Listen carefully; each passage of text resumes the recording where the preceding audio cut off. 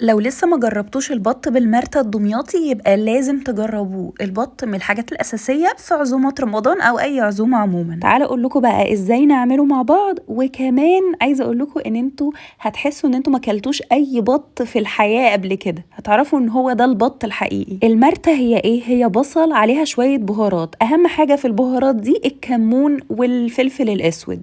بصل متقطع صغير زي ما انتوا شايفين كده، كمون وملح وفلفل أسود، وندعكهم كويس قوي لغايه ما البصل يدبل معايا. دي اهم خطوه عشان النكهه والطعم كله في الخطوه طبعا دي. البط بتاعي هيكون مغسول ومتنضف وكمان متكتف. هنحشي البصل المرته بتاعتنا دي جوه البط بتاعنا، وندعكه كويس قوي برضو بالمرته دي من بره، ونقفل البطن عشان الحشوه دي كلها ما تطلعش في الشوربه.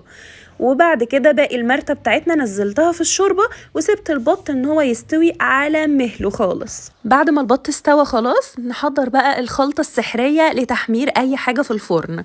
عايزة اقول لكم تحفة. صلصة، معلقة صلصة، ملح وفلفل اسود، ومعلقة كبيرة من العسل الابيض، ومكعبين زبدة، وادعولي. بعد ما قلمنا الكلام ده مع بعضه كويس هندهن بيه البط ونحطه تحت الشواية. اهم حاجة تبقوا واقفين جنبه عشان البط بيتلسع بسرعة، او اي حاجة عموما بنحمرها تحت الشواية بتتحرق مننا بسرعه.